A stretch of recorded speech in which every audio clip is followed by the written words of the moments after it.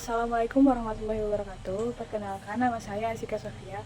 Saya dari kelas IPM 5 dengan NIM 0801242174. Saya akan menjelaskan secara singkat apa sih itu hakikat bahasa.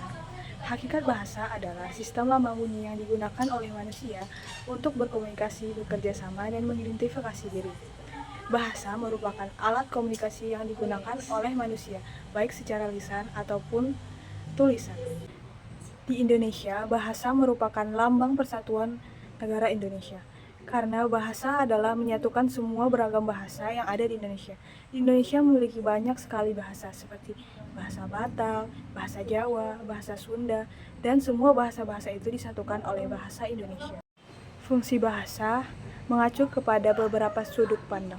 Yang pertama adalah sudut pandang penuturnya. Maksudnya adalah si penutur tidak hanya mengungkapkan emosi lewat bahasa, tetapi juga memperlihatkan emosi tersebut ketika menyampaikan ujarannya.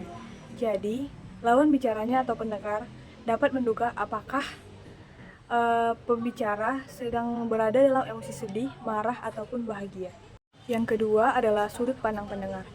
Sudut pandang mendengar itu maksudnya adalah bahasa itu dapat membuat si pendengar bersedia melakukan sesuatu atau kegiatan yang sesuai dengan kemauan si pembicara. Jadi, si penutur dengan menggunakan kalimat yang menyatakan perintah, himbauan, maupun rayuan. Yang ketiga adalah segi topik ujaran. Dilihat dari segi topik ujaran, maka bahasa bersifat referensial atau informatif, yakni bahasa berfungsi sebagai alat untuk membicarakan objek atau peristiwa yang tengah terjadi di sekeliling penutur atau yang ada di dalam budaya pada umumnya. Keempat adalah segi amanat. Jadi, segi amanat itu bahasa dapat digunakan untuk menyampaikan pikiran, gagasan, dan perasaan, baik secara sebenarnya maupun yang hayalan atau rekaan saja. Fungsi imajinatif ini biasanya berupa karya sastra, misalnya puisi, cerita, atau lelucon pantun, dan lainnya. Keistimewaan bahasa manusia. Bahasa itu menggunakan jalur vokal aduktif. Bahasa dapat digunakan untuk membicarakan bahasa itu sendiri.